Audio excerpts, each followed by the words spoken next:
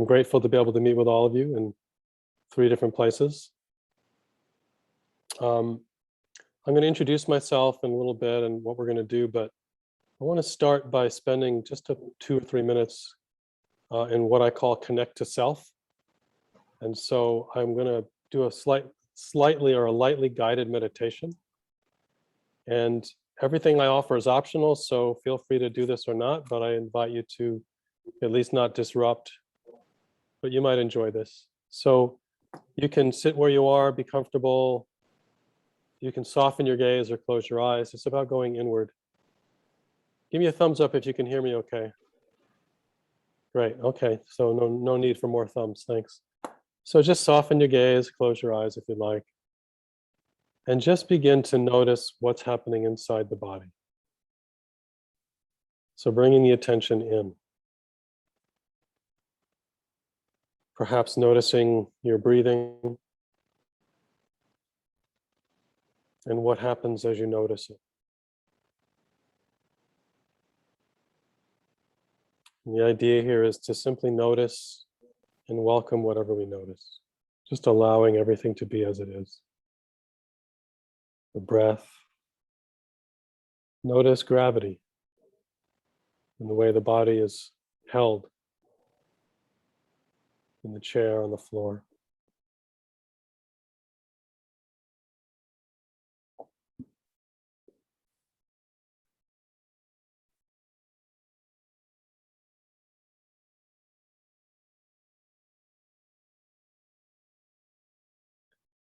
And any sensations that are arising in the body.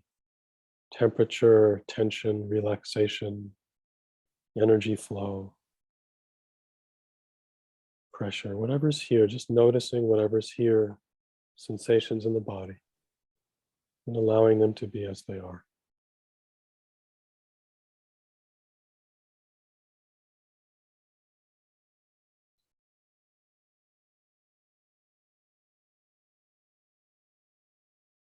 Noticing any feelings that you're having that are arising, any thoughts,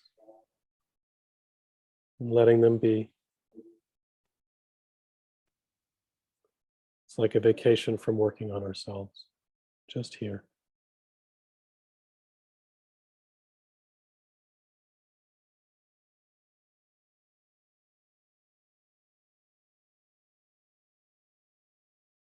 If you find your mind wandering, you can welcome your wandering mind.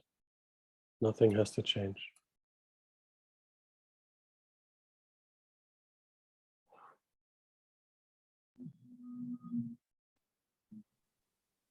Perhaps noticing the sounds in the room and the silences between the sounds, but without effort, just allowing it to be as it is.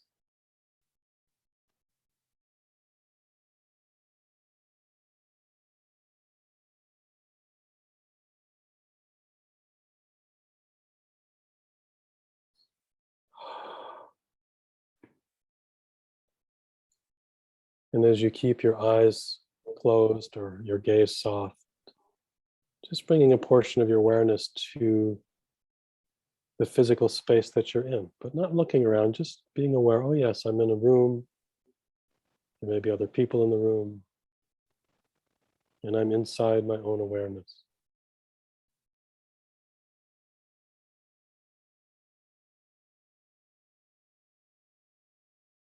And over the next half a minute or so, at your own pace, slowly coming into the room, taking small sips of light with the eyes.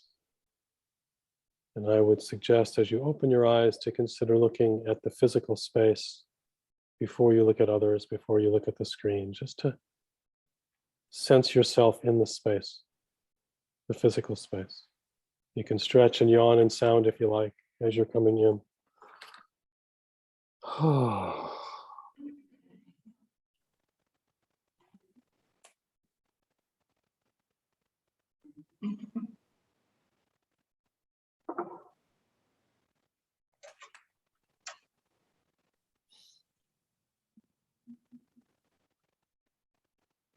And in a moment, if it's right for you, I'll ask you to take a breath with me, let out a sound on the exhale, nice relaxed sound, if it's right for you. So inhale in and out. And one more.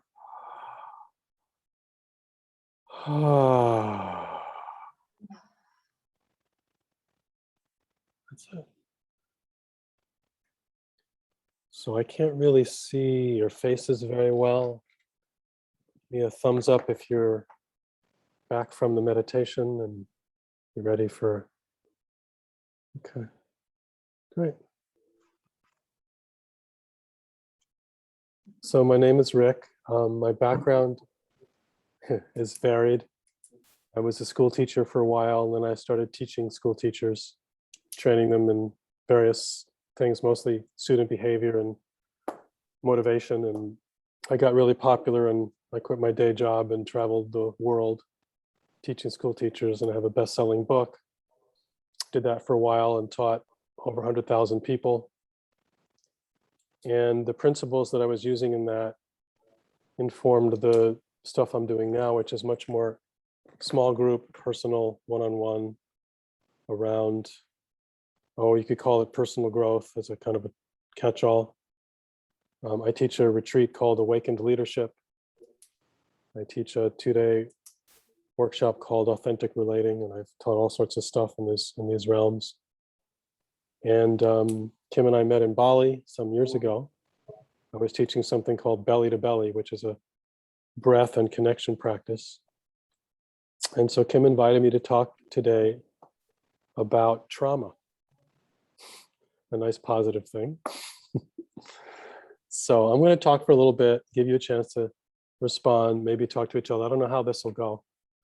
The first thing I want to say is my assumption, the story I'm telling myself is that in the Zoom room, there are some quite phenomenal and skilled healers. And you have your expertise that I don't.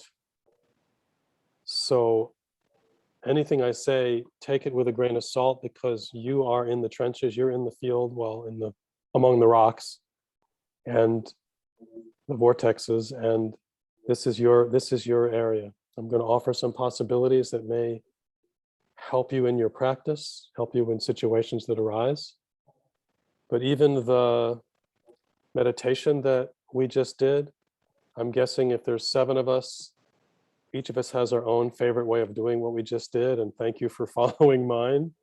And it's not better, it's just one way of kind of connecting to ourselves before we connect to each other. So I think I want to just open it up first and just get maybe 1 or 2 of you to share out loud. What do you think is meant by trauma, and how does that come up in your work? Have you experienced that with a client? And do you know what that even means? And maybe it's something we can talk about. So just raise a hand if you'd like to speak to us. Rick, do you mind just repeating the question?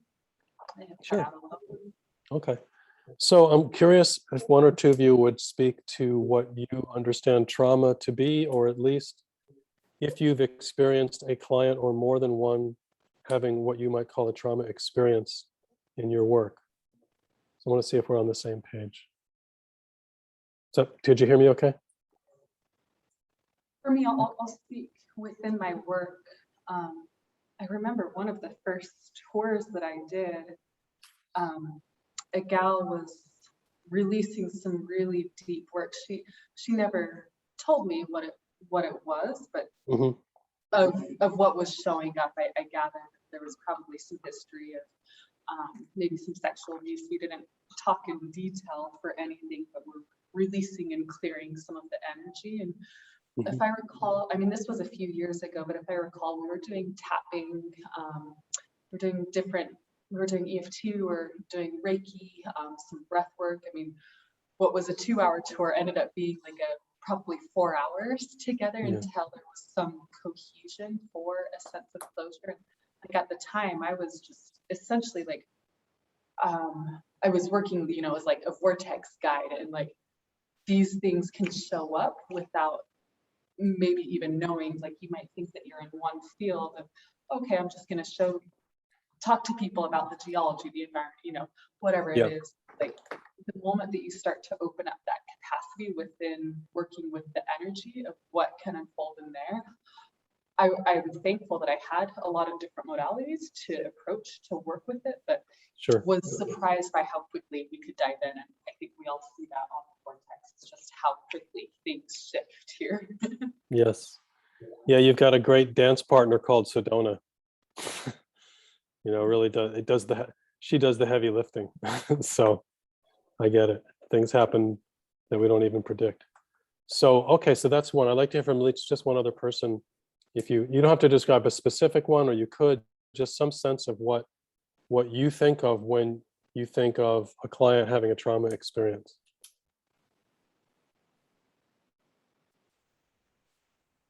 My interpretation is, trauma in all its variations has a psychological impact.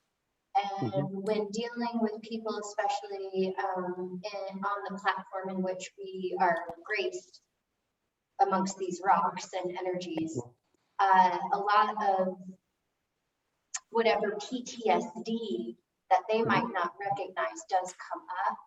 And that navigation between the sympathetic and parasympathetic kind of, it does a little dance. And Yes, it we're does. sometimes right in the middle of that dance, trying to squeeze in and figure out what steps Well would said. move best with whatever they're releasing or acknowledging. Got it. That's well said. I like that. The parasympathetic and sympathetic boogie. Yeah. Okay. I'm going to talk a little bit. I just wanted to see if we're on the same page, and feel free to pause me at any time, because this is not for me, it's for you. So if there's something you want, and you might not agree with what I'm going to share, which is totally fine. It's an evolving field. My website is called thetenderedge.com, The Tender Edge. And the reason it's The Tender Edge is because, just give you a little background. Most everyone I know, certainly in the healing in the fields, claim that they want to expand their comfort zone. Everybody wants to expand their comfort zone, but they don't always realize that to expand your comfort zone, by definition, you need to feel uncomfortable. It's part of the dance. And so what happens is we step out of our comfort zone into a new place that's a little uncomfortable, and then we regulate and we normalize, and now the comfort zone is bigger. We do it again and we keep expanding, but we go in stages. If we go too far, too fast, well, let me put it this way. The tender edge is where you have 1 foot in safety and resource, and 1 foot reaching into the mystery, into the unknown, into the discomfort.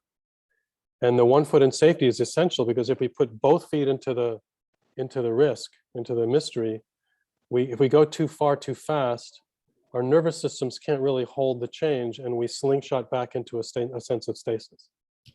But if we don't take the risk, if we don't step 1 foot out, then we end up staying isolated, and the growth that we are craving doesn't happen. So there's a sweet spot of kind of a rate of expansion, or a rate of welcoming parts of ourselves that we haven't yet welcomed.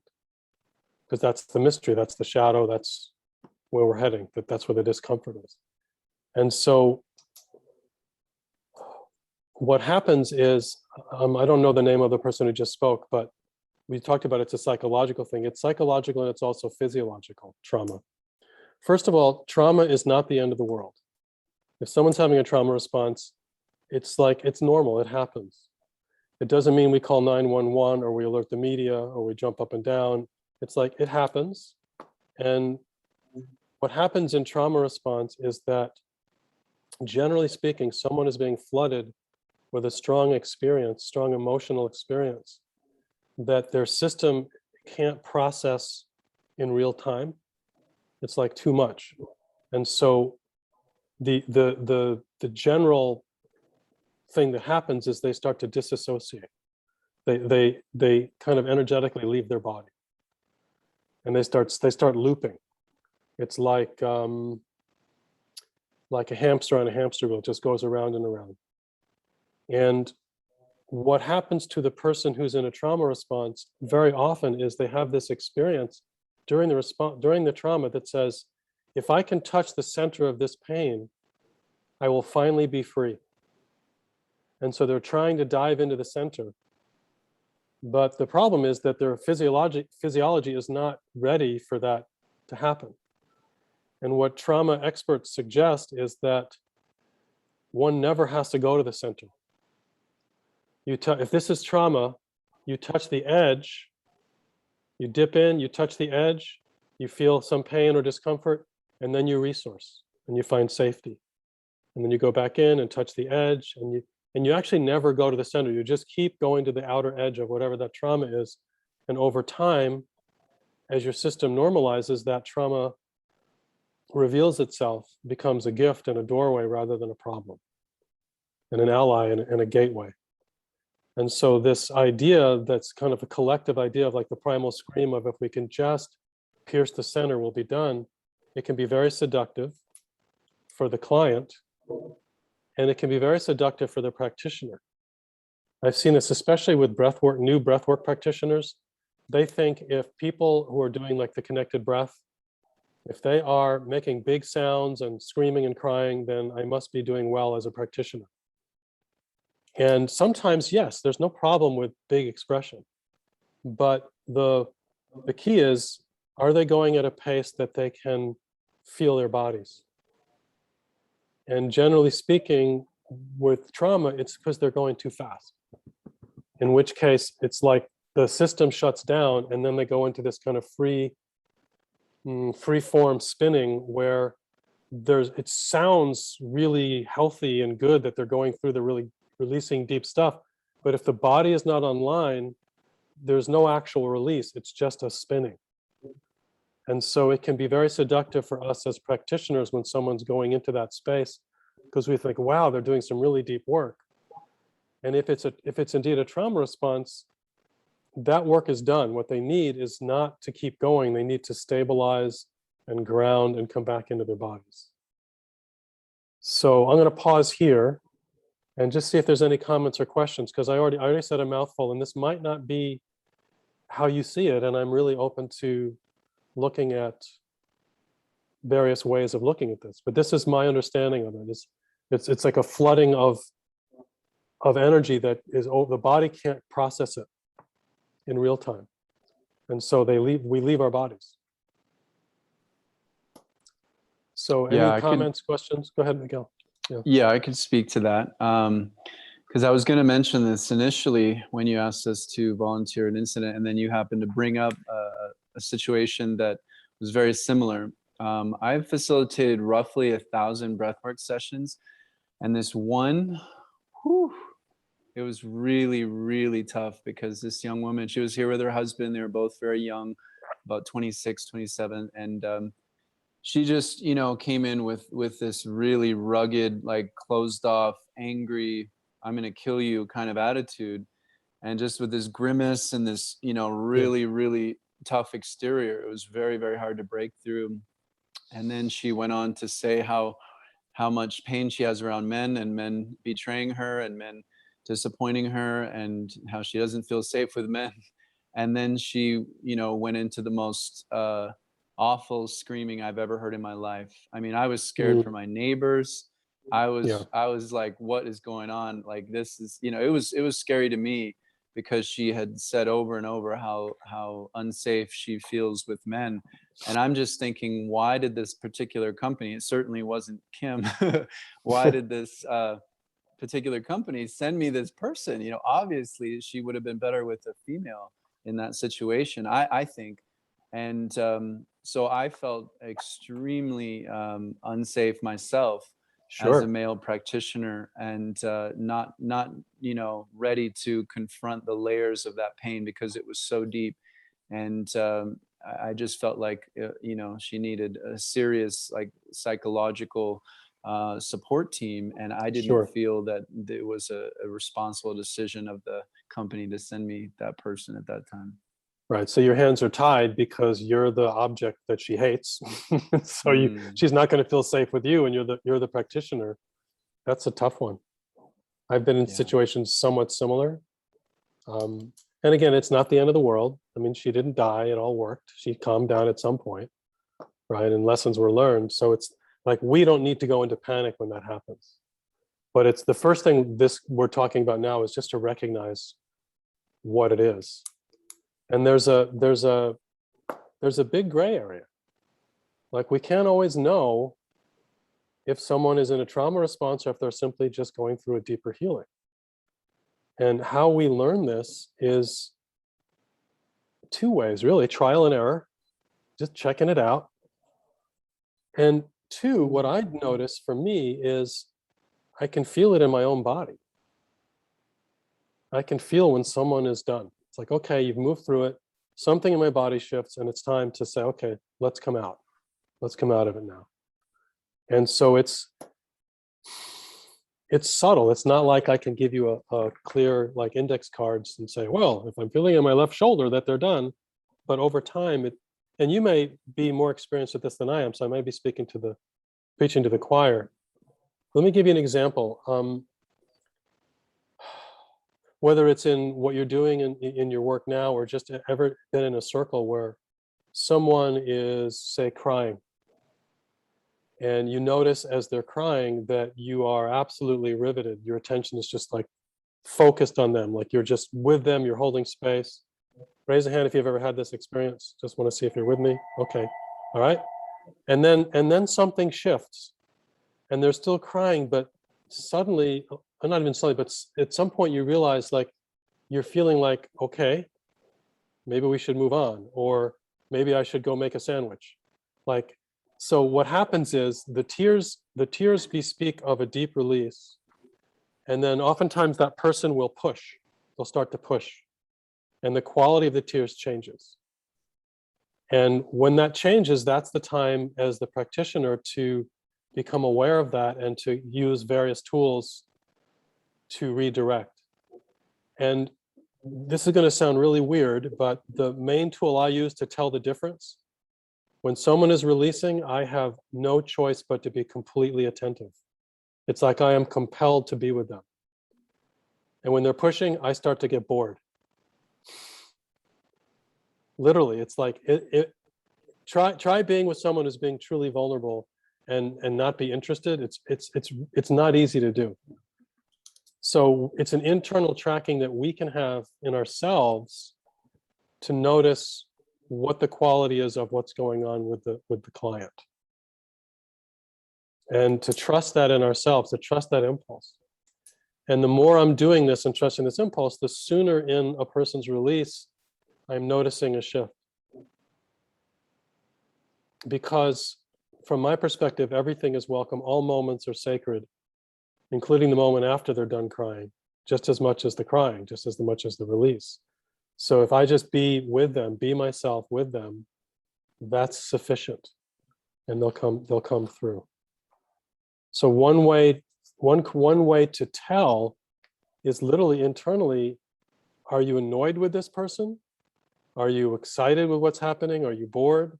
Like Miguel, when this person was screaming, I'm guessing you were not feeling like the pleasure of connection. You were like, holy shit, what's going on? And so that's a clue that there's something that's incoherent in the release. She's spinning. She's done whatever releasing she's going to do, and now she's in this trauma response. And in her mind, most people's mind, this is good. If I keep screaming, I'll get through it.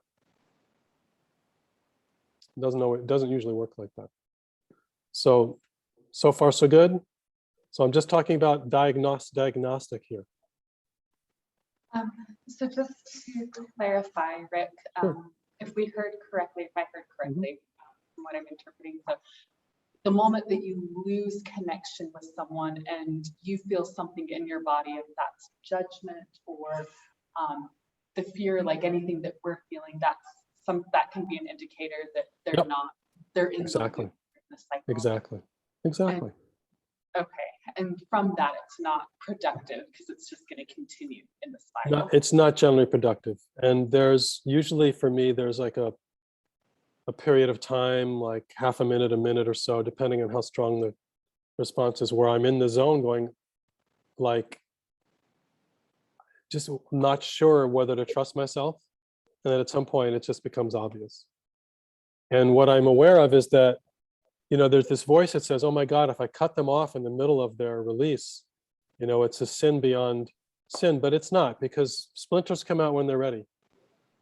And if it's coming out and we pause, it'll come out again very soon. It's not the end of the world. It comes when it's ready. I don't need to pull on it. I don't need to pull it out with the tweezers. It'll come. So there's that kind of faith that the process is organic. Okay, great. So let's talk about what to do when someone's in a trauma response.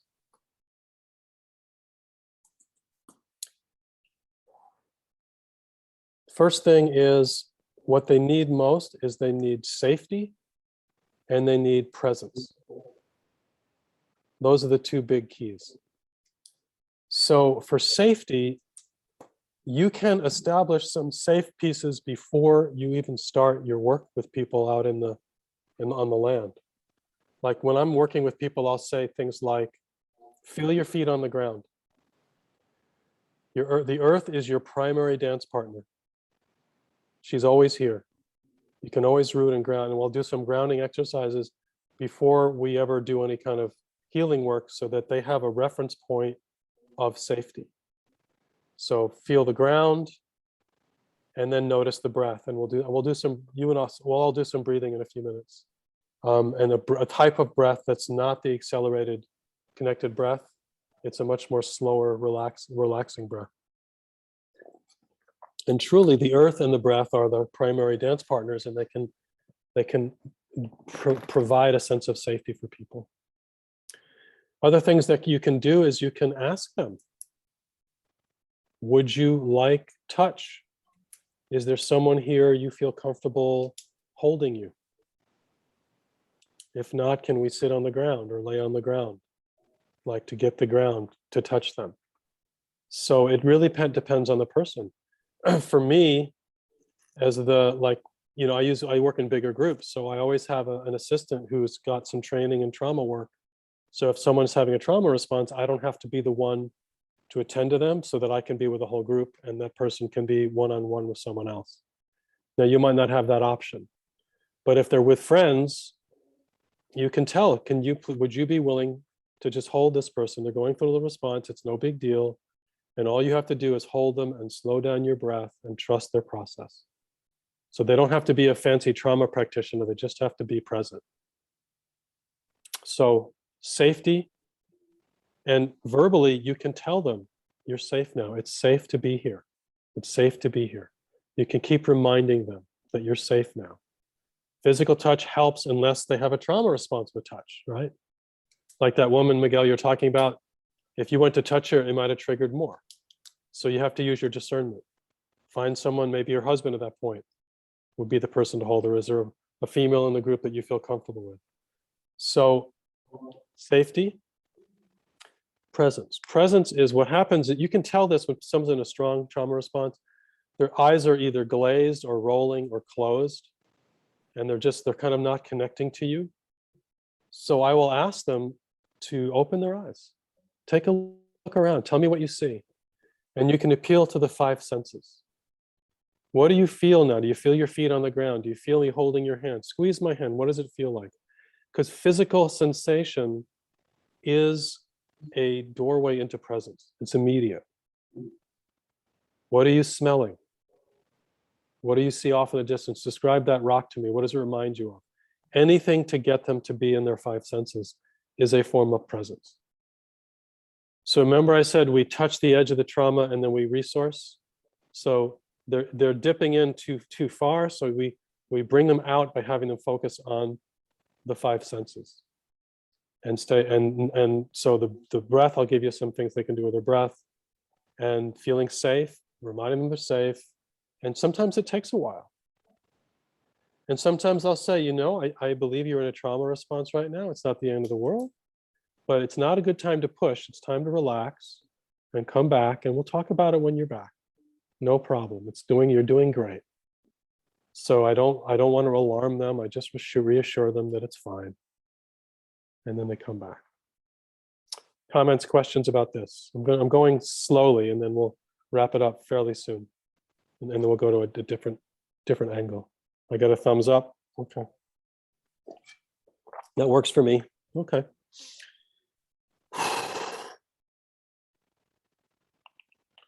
So before I continue with the individual, something happens in groups that is very common.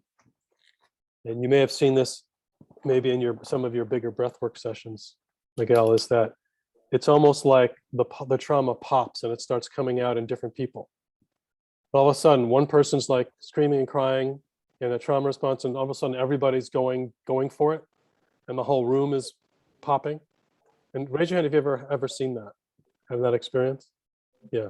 So you can think of it as the energy that's happening in that one person is now spreading around the room, and it's getting magnified because it's triggering that place in everyone else where they are desperate to finally heal this pain, and they're all going into trauma together. It's a big trauma party. So the first thing I do when, like, let's say there's what, 6 of you at the table. If I'm guiding you, or doing a thing out on the land, and one of you goes into what I consider a trauma response, the first thing I'm going to do is tell the other 6 of you, the other 5 of you, everybody ground your energy. Now, if it's appropriate, I'd have you lay down on the ground, like face down on the ground, and breathe and exhale into the earth. Let the earth ground you. Everybody ground. This will help the whole situation. So when everyone grounds, it's like that. You think of an electrical storm when the telephone wire or the wire is breaks and it's flashing around like this and it's like zapping. You want to ground it. And so the people who are not in the trauma response, I get them to ground. Everybody focus on yourself. Everybody have a seat, close your eyes, focus on your breath, feel the ground beneath you. Just do this. I'm going to be with this person for a few minutes. And all you need to do is take care of yourselves. Everything's fine. She's not having a problem, but it will really help her if all of you could ground, or him if all of you could just stay in your own energy. So we don't huddle around the person in trauma. We don't dramatize it. Get all the other participants to ground their own energy. And then if you're the one dealing with the person, then you do kind of what I said. If not, you have the other person, your assistant, do that, and then you be with the other people. And so that you can continue with their experience, and they can relax their systems and say, yep, notice how Susie or Johnny is going through an experience. Well, my assistant here is taking care of it. It's no problem. And what we can do is we can just pay attention to our own sensations, our own breath. And this is how we can serve everybody right now. So there's reassurance all the way through. And part of the reassurance is to say, look, this is not the end of the world. Sometimes people scream. Sometimes they shake. It's okay. It's a process, and we're on it. So just reassure everybody. So that's kind of the simplest version of what to do. It's like secure the room. Well, if you're not in a room, secure the field, and then take care of the individual. And what I've sometimes said, because most of the time when people go into trauma, they haven't had the talk that I've just given you. And so they're thinking, I just have to push through. And I say, you're probably having an experience that you have to push through right now. That's not the way to go. You're doing fine, but it's time to settle your system. It's time to come back. Trust me on this. And I guide them back into their bodies. Okay. And so let's do a simple breath together as one thing that really, really helps. And I'm going to describe it. I'll do it once, and then you can all do it with me if you like. So it's a slow inhale and an even slower exhale. Mouth is open on the exhale. It can be open on the inhale too, but it's open on the exhale. And there's a vibratory sound that comes out.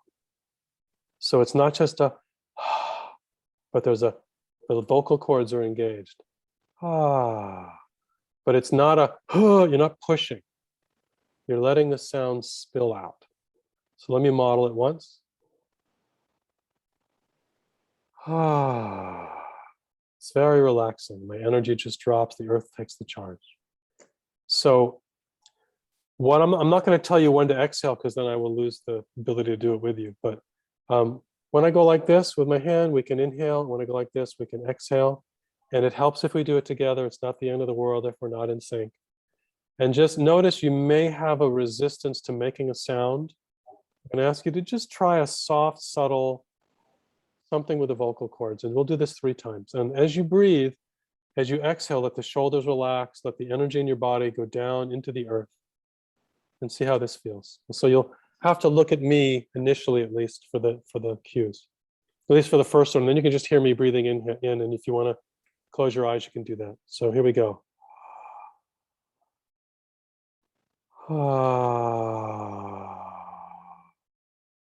Let everything go. And again.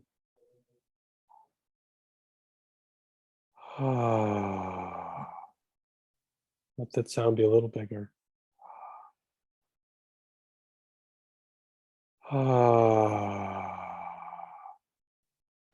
Do one more with the eyes closed.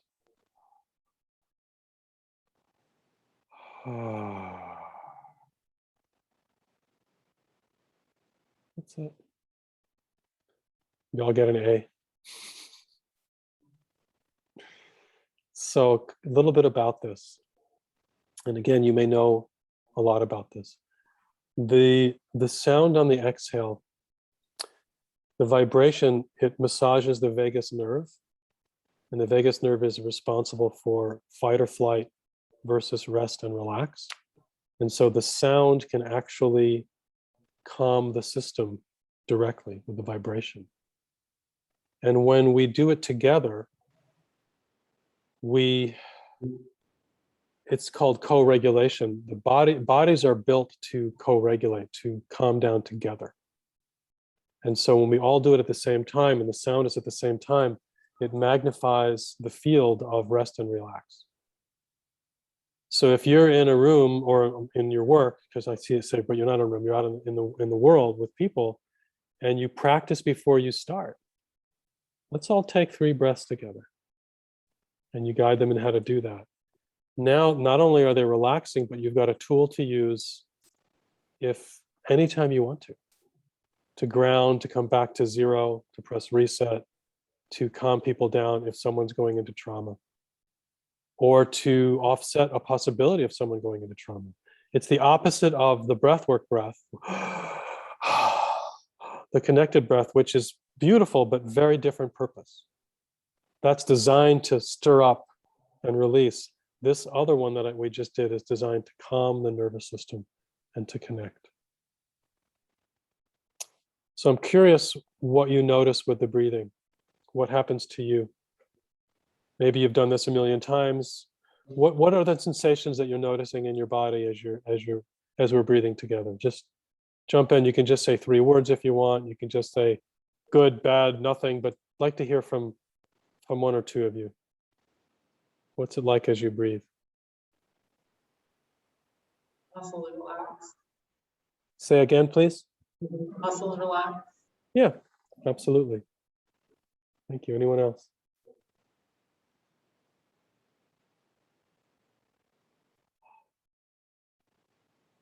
More grounded. More grounded. Sure. Fluidity and movement in the body.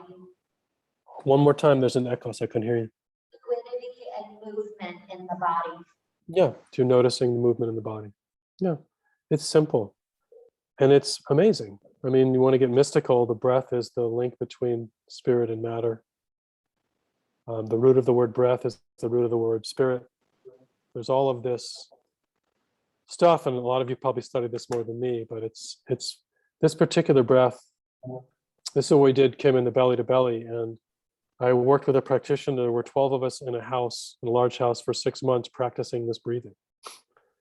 And we go from kind of normal to deep rest to mystical, just in the breathing, just in the co-regulation. When we feel safe, when the body feels safe, amazing what can come through. And you guys have the added magic of Sedona, because the field is, in my experience, the field is so strong that it's like you don't have to do much. It's kind of like, I don't know why this just popped in my head, but I'll trust it. Raise your hand, please, if you've ever read the book Jonathan Livingston Seagull. from a long time ago. It's this beautiful book about a seagull that wants to be enlightened. It's all a metaphor. And he breaks with the herd and he decides he wants to break the world speed record for seagulls. So he goes up to like 5,000 feet and he does a nosedive straight towards the ocean. And he's going faster than any seagull has ever gone before. At the last minute, he tries to turn out from the dive and he lifts the wing and he just spins and smashes into the ocean and then just lays there for like a day recovering. And when his body's healed, he decides, I'm going to do this again. So he goes up, this time to 10,000 feet, and he dives down even faster. At the last second, instead of lifting a wing to come out of the dive, he lifts one feather. And he comes out perfectly. At that speed, at that intensity, one feather is what we need. And when you're playing in Sedona, when you're working with those energies, sometimes a feather is what is needed rather than a whole wing, if that makes sense. Because there's such, and you know this, but because you live there, it's like you're enriched with it all the time. It's like you're bringing people in, and like you said, sometimes you just introduce what you're going to do, and people are already having an experience. So less is often more, particularly in those strong vortices.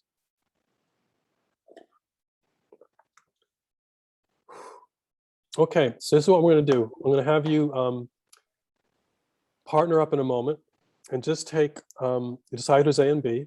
Let's do that first. Miguel, you can work with me. Okay, so go ahead and just face someone. There's 6 of you, right? So go ahead and face someone. Is Kim there? Okay, so you're partnering up. And just pivot your chair so you're partnering up with someone. You can do this standing or sitting.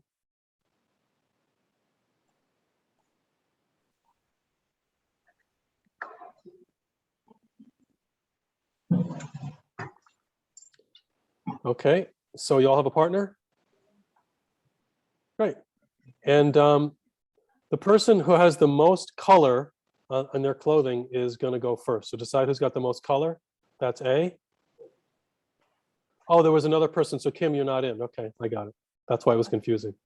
I didn't see her. Okay, so A, raise your hand. Kim, you don't have to do this. A, raise your hand. Okay. All right. Good, you can put your hands down. A, you're going to just take a minute or so, and I'll let you know when to finish.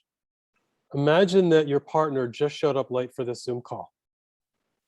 And they're asking, oh, what did Rick say about trauma? So just in your own words, let your partner know kind of summarize what was shared so far. And I'll give you about 1 minute and 10 seconds. I'll go ding, and then you can pause and I'll redirect you. Okay? So Miguel, you can just do this in your own mind, or you can jot it down. You can put it in the chat room if you want, but for us to talk, I'll disrupt. Okay? So go ahead and begin. A, 1 minute and 10 seconds. What just happened in the room?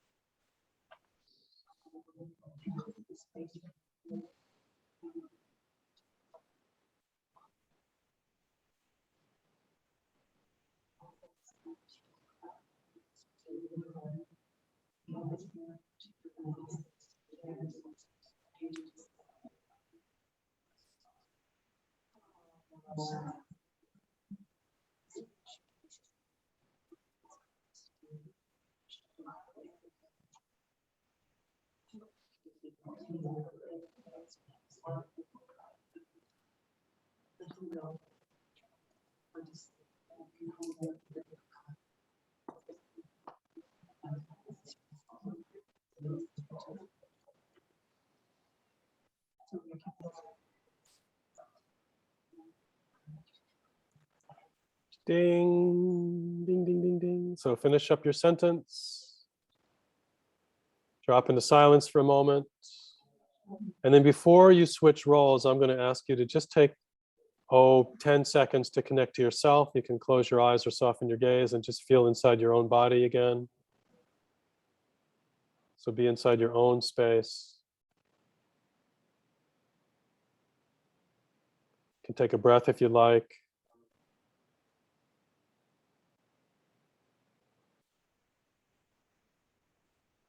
And then bringing yourself back to your eyes open to your partner.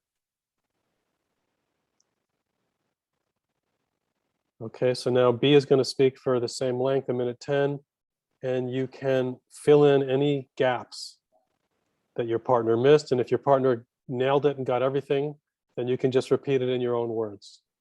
What was this thing that Rick talked about trauma? What was he talking about? So again, B is going to either fill in the gaps or just do it again in your own words, a minute and 10 seconds. Please begin.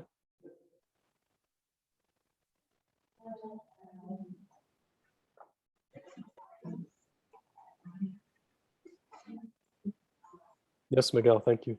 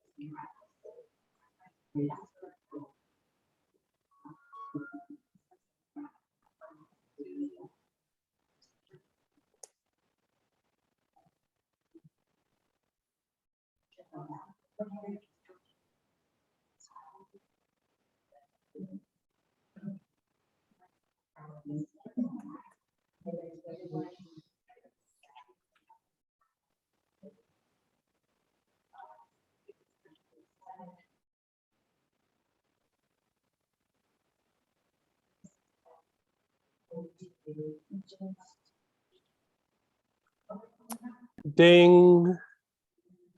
And finishing up your sentence, dropping into silence together. And again, just take a moment to connect to yourself.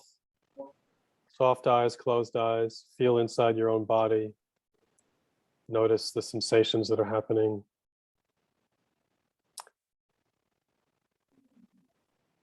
And with your eyes soft or closed, let's all take a breath in, let out a sound.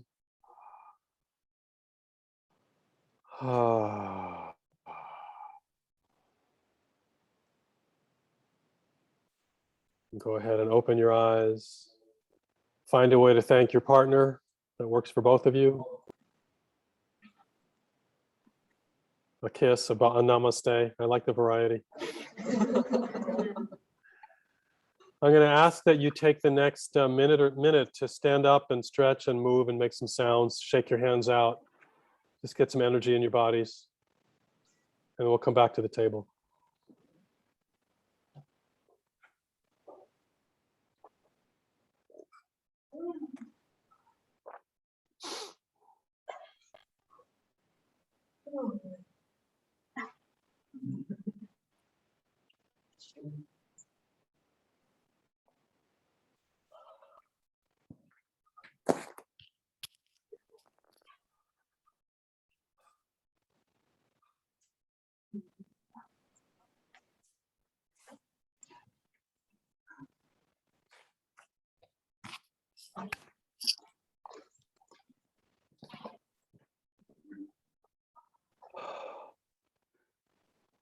I invite you to make some socially inappropriate sounds as you're stretching and moving.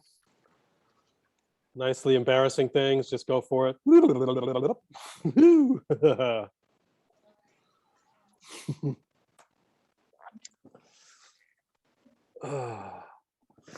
your feet on the ground. You can jump up and down a couple times, just like smack the earth, let the earth hold you.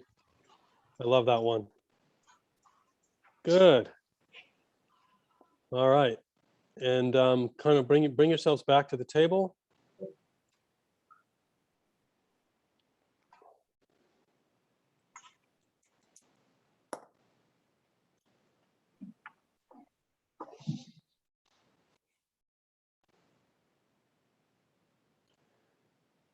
On a completely separate note, what you just did in terms of talking to A and B is it's a brain compatible learning strategy. And no two people said the same thing, and that's the good news. Because when you put it in your own words, it stays in long-term memory. And what I say as the teacher doesn't matter. It's what you own as the student. Now, so that's one reason we do it. And also, there's a lot of science behind it, the state change and the social and all that. But I just wanted to give you a chance to make some sense of what I said, if it makes sense. So, are there any questions or comments? Are there disagreements? Please challenge me. I'm happy to be wrong or agree with me or something. Rick, I'm just getting some good ideas of what you've already shared already. And one, the breadth of like creating safety in the beginning of that orientation, Mhm. starting a tour of that, like not just an open mouth exhalation, but kind of like that guttural, like cat purring exhalation. That's Yeah. yeah. Yeah. For that, of like taking 3 breaths to begin, and like that orientation piece that you had us do at the beginning of seeing one another's eyes and being in the space. And I like too of how you had us sharing our experience with one another, and it just makes me think of ways of how we could do that too with our clients, so that they're not just hearing from us all the time. It really helps. I don't know exactly what you do, but if you're out for 2 hours or so, or with multiple people,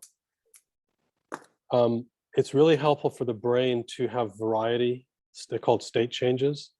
And so getting into the habit of having people partner up, and it can share. What you just did was called summary. Summarize, like put in your own words. That's one. I'll just give you two. The two, you can use these for forever, and they never lose their luster. The second one is highlights. So you're out on the land and you've done some work, and you say, so turn to a partner and just share 1, 2, or 3 highlights of what you've been noticing so far since we started. And then you take a minute or two, and then switch. And what happens is, first of all, people physiologically, there's a change because they're talking, they're engaging. And a lot of people learn by speaking. And so as they speak, and they also learn by listening. So as they're speaking, they're teaching themselves, and as their partner's listening, they're gaining.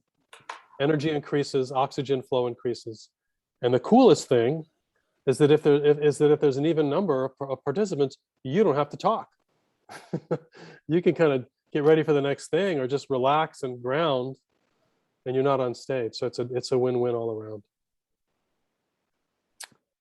There's a couple things I do want to address. One of them you just brought up, Kim. I'm going to save that till I hear more comments. Anything else that you notice? Anybody? Questions? Insights? For me, yeah.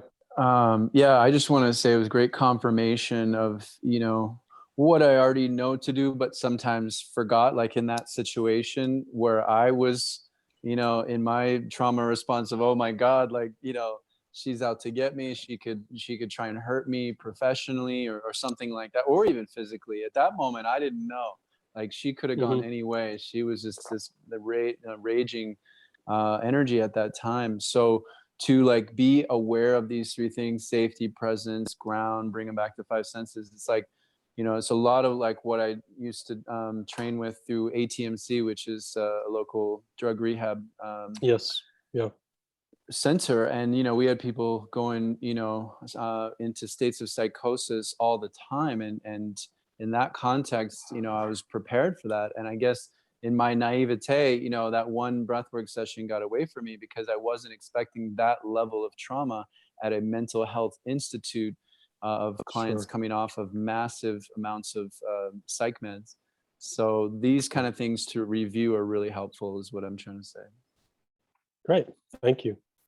I just a quick story. So this happened to me a couple of years ago. I was a guest speaker at a yoga teacher training. They're 200-hour, 28-day training, whatever it was. And I'm doing this thing where people come up one at a time, and it doesn't really matter. But this woman comes up, and she starts to have a trauma response. And the first thing I did was I just, I realized that she was in trauma. She kind of crumpled to the floor. Right, and the tears were coming, and I could sense it that she was starting to go into it. The first thing I did is I turned to everyone else and said, okay, everybody, time to ground. This is the time to sit or lay on the ground, eyes soft or closed, breathe, find your center, and stay there. And I'm going to take care of what's happening of so-and-so up front. And then I took her and we walked to the back and I said, is there someone here you feel comfortable holding you? She said, yes. And I found that person. I put him there. She was relaxing. She was breathing. I told him to ask her what she's noticing in her 5 senses. So she was okay. I went up, I gathered everyone in a circle, standing circle, and I talked about trauma. Because these are yoga teachers to be, so they're going to have trauma in their teaching. So it was a perfect segue. And I remember someone saying, I thought you're supposed to just go for it. No, that's the old myth. You're actually supposed to calm down. So the word, by the way, there's 2 words for this: touch, the trauma, and then resource. It goes by pendulation, like a pendulum, pendulation, or titration. Titration is a little bit, and then rest, a little bit, and then rest. And those 2 words are used a lot in the trauma response field, trauma healing field. Titration, pendulation. Thank you, Miguel. Anyone else want to speak? I see a hand, please.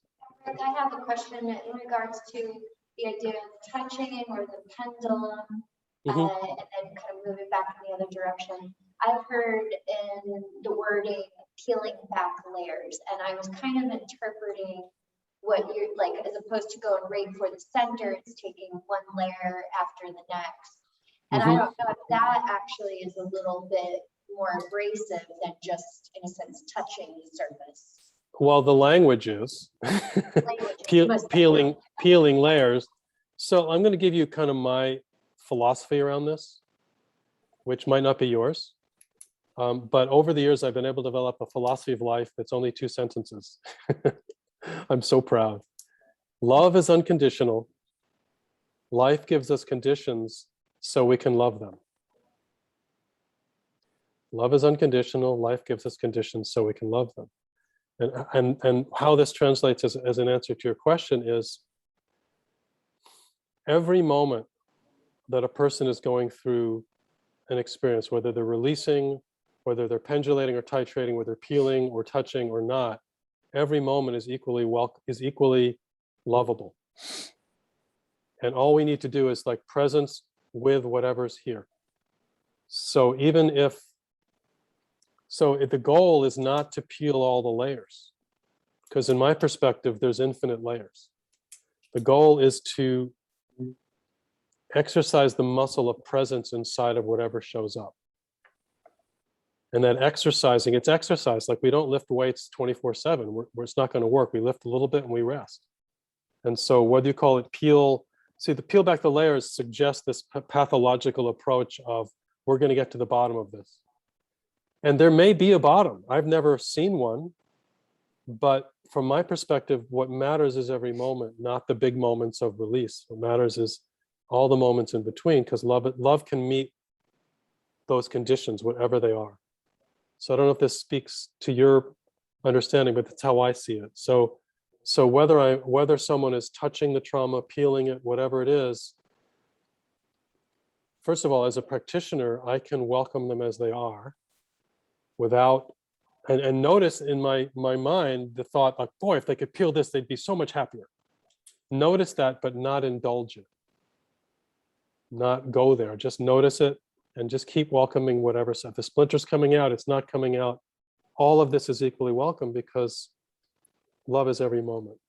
Presence is every moment. So the language is something, peel seems more abrasive, but really, if you think of it as welcome instead of peel, it's still the same process. Welcoming this shadow, the place I haven't welcomed before, this part of me that I haven't shined a light on. Now I'm shining a light, and it's uncomfortable and edgy, and I have feelings. Now I'm okay, and now I'm feeling relaxed. Let me shine a light again. So you can call it dissolving, welcoming, noticing, peeling. They're different flavors, but it's the same basic welcoming, at least to me. Does that make sense? I'm not asking if you agree, but do you understand what I'm saying? You answered my question. Cool. Thanks. Yeah. Thanks. Sure. So the 2 things I want to mention, and then I'm open to more questions or comments, So I've done a lot of breath work, and I've trained a lot of breath workers. Just happened to be, I've been a guest speaker at all these trainings over the years. And what I've discovered over the years, and this might not be your view, is that if there's a goal in breath work, it's to have one fully conscious breath. That's it. It's not to release, it's not to move through, it's not to correct, it's not to pathologize, it's just to be consciously breathing. And what happens in breath work is all this release happens, the places where there's kind of like blocks or chunks that we don't allow us to be fully present. And so I remember being with this breath worker who does biodynamic breath work. And he's got 30 people in the room and everyone's going through their big catharsis. And he just says, everybody stop. This is not about catharsis. This is about breathing. It's about noticing. Slow it down. What are you noticing? And to me, that was really key. It's about being conscious of what's here. And so even with healing work, with deep healing work, I mean, this is my opinion, what we're getting to if we're touching the gold is people being conscious, being present with themselves in the deepest way, the most sustained way possible. And in that consciousness, in that presence, all sorts of release can happen, all sorts of big sounds and movements can happen, but it's not the sounds or movements that matter, it's the being with myself. And so that as a practitioner, when people are having those big sounds or movements, I'm tracking their presence. I'm tracking what's happening in their body, tracking the sensations in their body, and I'm asking them what's happening in their body, because that's where the magic happens. Not in the, wow, I had this huge scream, so it must have been good. It may have been great, and the scream may have been what was great about it, but that's not the essence. The essence is in connection with ourselves. And so one of the things we've done at the very beginning of our meeting, I had you all connect to self. And then when you were doing the dyads and you were doing summary, in between, I had you connect with yourself. It's often missing. A lot of times I'll see practitioners do some kind of eye gaze thing and people go eye gazing for 4 or 5 minutes. Tears come, big experience. But most people can't do 4 or 5 minutes. They start to disassociate. They're out of their body, having an out-of-body experience. So eye gaze for a little while, close your eyes, connect to self. Dip in, dip out, dip in, dip out. It seems kind of antithetical to the big experience, but it's got staying power.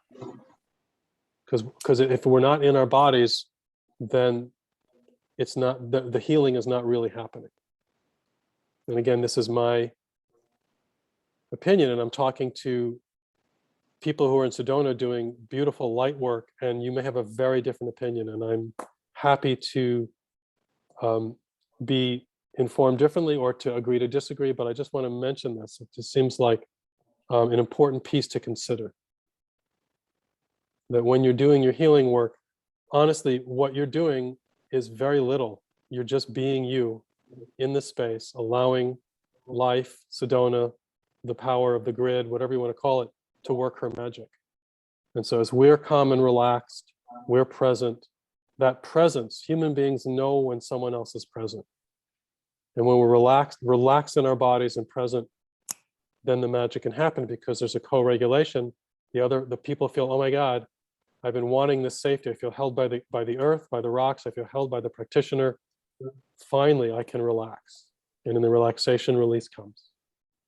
But it's the relaxation that is the key. Okay. Let's all take a breath, please. Okay.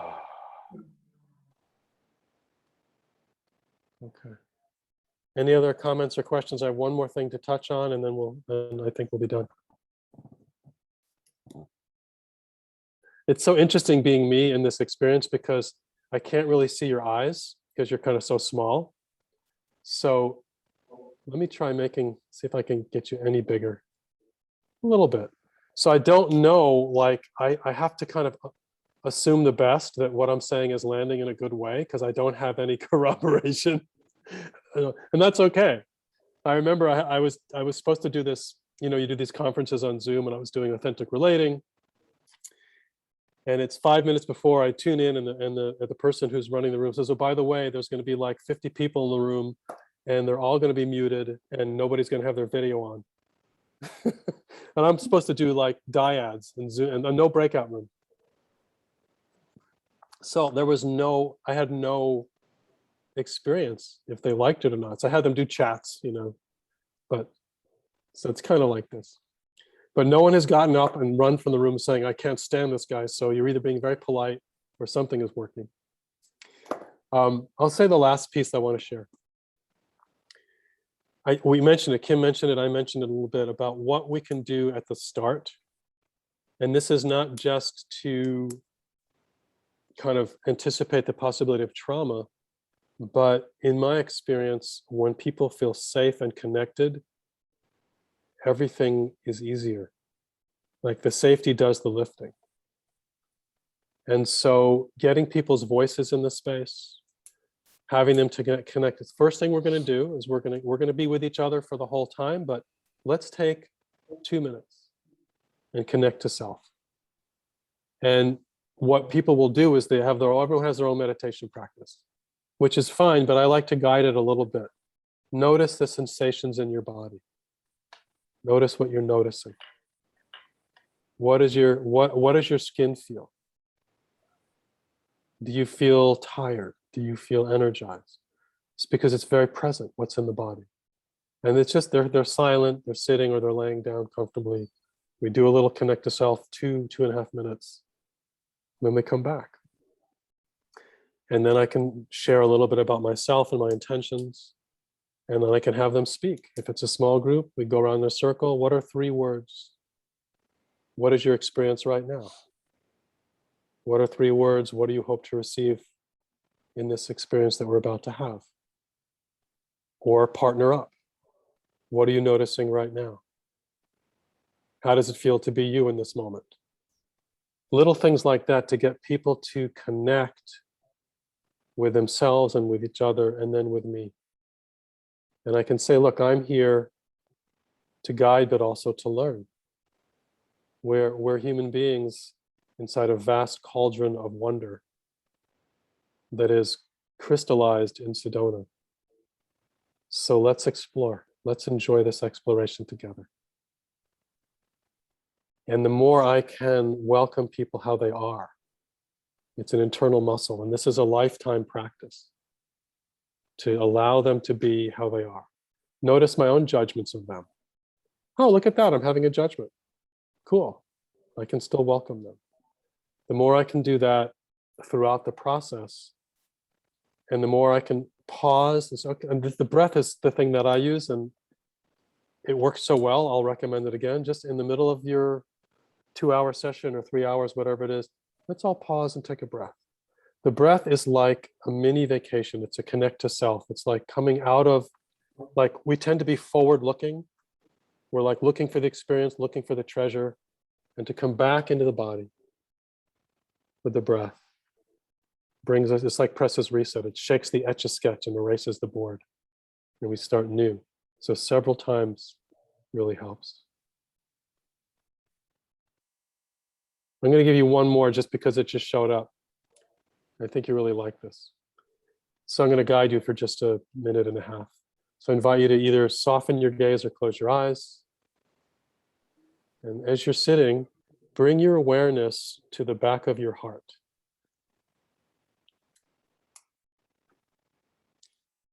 And in a very relaxed breath, bring your breath to the back of your heart. At each breath, very slow, because this can be a little shocking to the system at first. And this is not just energetic, it's physical. The back rib cage along the spine will start to move as you breathe into the back of the heart. So take your time.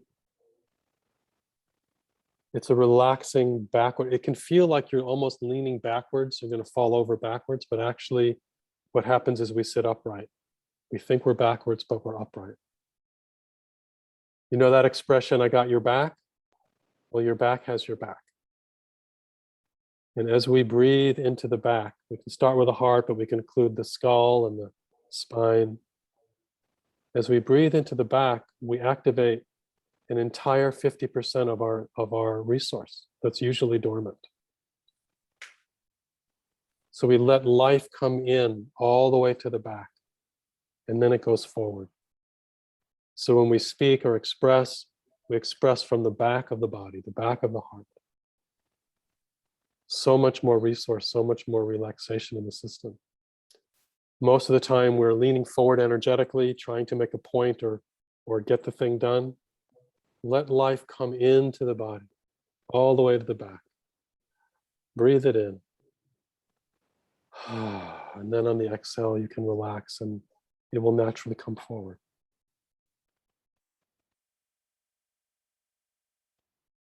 And if you're not used to this, you can literally get dizzy if you do too much. So nice and relaxed into the back of the body.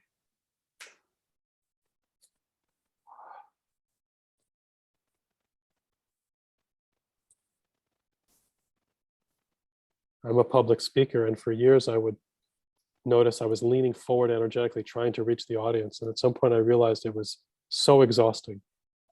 And so I started breathing into the back and letting the audience energy come to me rather than me go to them. So much more resource, so much more relaxing, so much more access to source through this simple awareness. Take another breath, and when you're ready, you can open your eyes.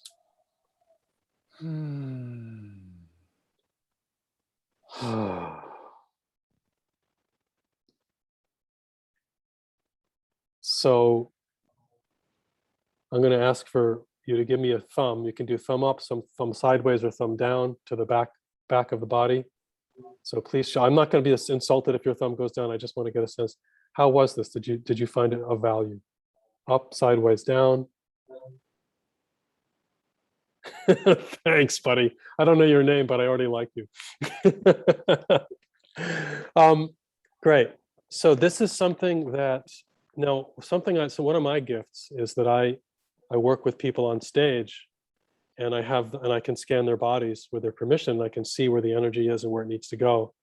And I work with 1,000 people, and I've never once seen a person who couldn't benefit from breathing into the back of their body. It's I don't know if it's Western or human, but we're all energetically trying to get the thing done rather than letting life come to us. So this is potent. And if you have your participants do this, whoa. As long as they do it, and they can do it slowly. And you can need something you can do. I didn't do it with you. You can have them pair up and they put 2 fingers on the back of the spine. So, and then they can talk to them. You're fine. Now I feel the rib cage moving, because it's a physical thing. And then they switch.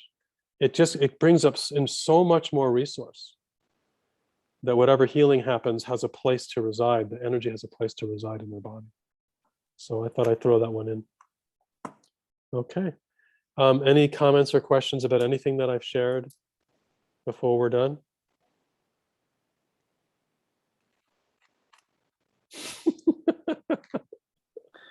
Just a thank you. Thanks, Miguel. I'm just going to have to assume that this worked. I got some thumbs. That was good. Yeah, Kim. Have you ever tried this with, say, if there's one facilitator to maybe 6 or 7 people, and one person might be having a process of maybe just having that person, if it's suitable, like putting one hand on their back to feel the regulation of the breath. Sure. Or maybe standing back to back with one another. Like it'd be fun for like couples to do standing back to back, I would imagine, of like regulating the breath together. Wonderful. You've seen that? I've done it. And you can even have them as they're back to back, make a sound on the exhale so that their partner feels the vibration in their own back. Try and communicate through the vibration in your back, the support. You can also, in the beginning of your session, you can say there may be a time where it's appropriate and desirable to ask for touch. So decide now, like you guys know each other, is there someone you feel most comfortable with stand back to back with that person now. Let's take 3 breaths together. And this will be your partner if this comes up. And it may not come up, but it may come up where it's a value for touch. And so it's nice to know that this person you've had some experience with and you feel safe with. I mean, there's a lot of ways to do it. But yeah, but the breathing, the co-regulation. I mean, the classic co-regulation is you sit side by side on the couch, touching shoulders or arms and leg, right? And you're facing the same direction and you're breathing together. And every once in a while you say, I'm noticing this in my body. Oh, I'm noticing. And you don't correct it. You don't comment on it. You just notice. And after about 5-6 minutes, bodies are so relaxed because the human beings are designed to do this together. That's why it's really hard to tickle yourself. Right? It's a clue. We're designed to do this together. So you don't even have to involve touch. You can just have people stand in a circle and breathe. Let's breathe together. This will be the ritual. We're going to come back to this several times while we're together. It's a little mini vacation. Because people are paying a lot of money to work with you. They're putting a lot of pressure on themselves to have an experience, have a breakthrough, have a breakdown, whatever you call it. And that pressure can often get in the way of what they're trying to experience. And so when they're breathing and like your job partly is to get them to kind of relax and welcome whatever's happening and trust the process. And the breath can be a tool for you to help them. Because there's a lot of self-imposed pressure. And of course, with that pressure, they're going to find that opening and they're going to like, yes, and they're going to cathart right through it. And then, they're going to disassociate and then there's trauma and then it's like, and then they'll feel really good. Oh, I had a big experience.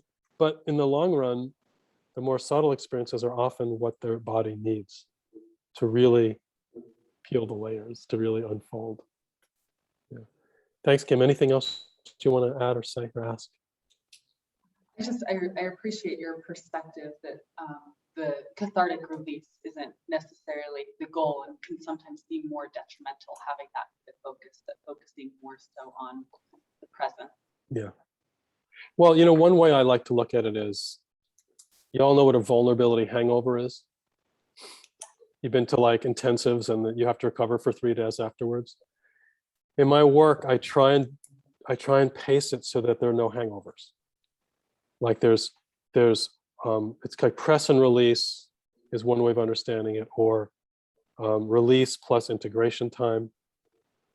And so we go in, we have a deep experience, and then there's the breathing, the touch, the grounding, the journaling, something to ground the energy, then they go back in. So there's this pulsing back and forth.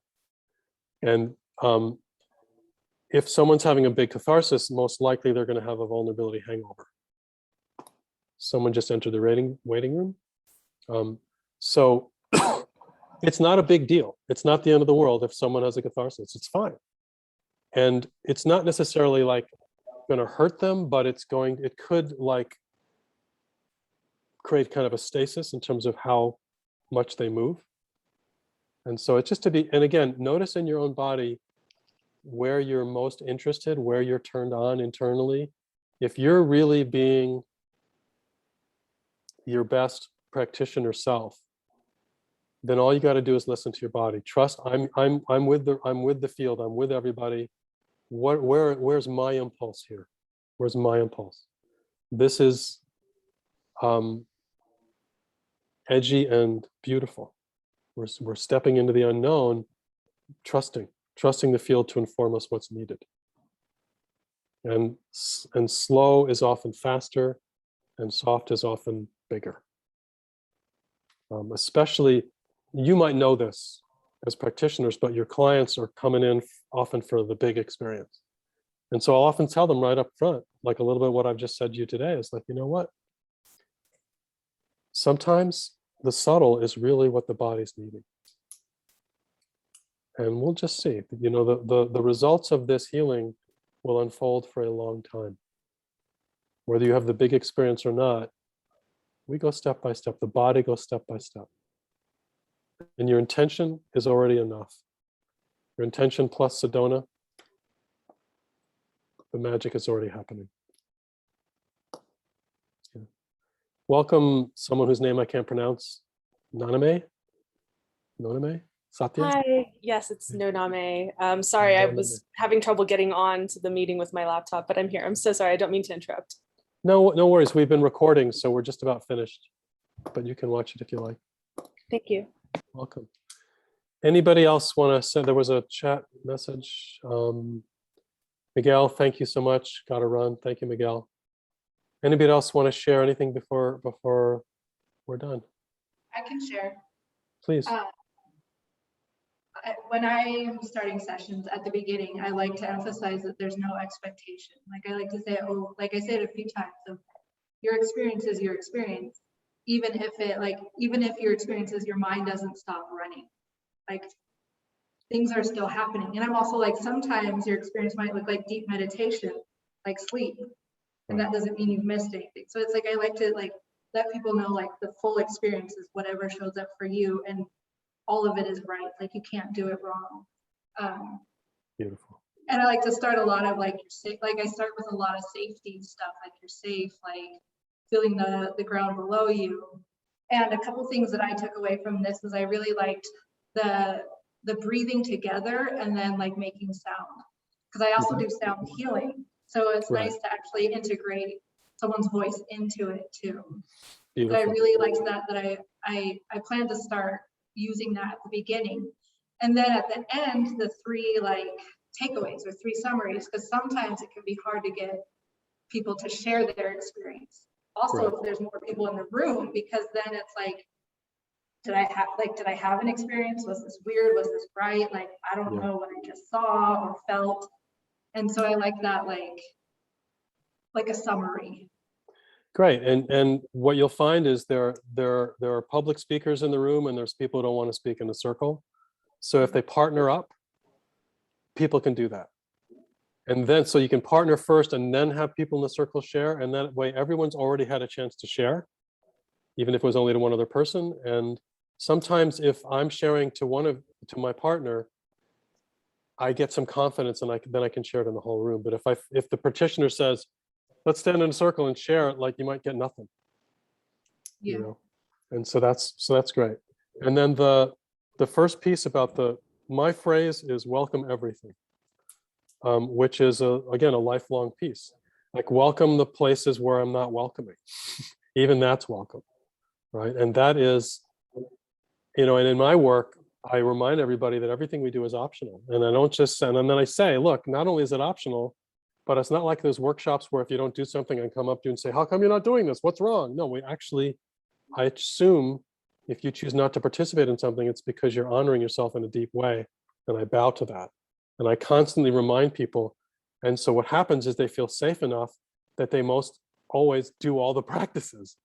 But I'm not doing that as a technique. It's because they truly are welcome. They are steering their own ship. And so I love what you're saying. It's like, welcome, welcome. And then if you want to, it can be a little awkward for some people to make that sound. So I'll tell them what the sound does is it massages the vagus nerve, which helps the body relax. And when we do it together, it magnifies the experience. So now they have a scientific motivation to do it, and then they'll do it. They'll do it for the whole experience. And it really does help. You'll see. Thank you. Appreciate your commenting. Anybody else want to share what you do, what your takeaways are? Anything at all?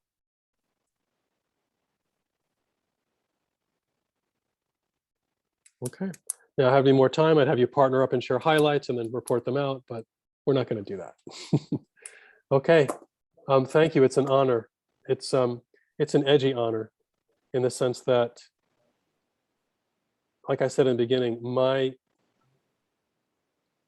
knowing or my strong belief is that I'm in the room with some really powerful human beings, powerful healers.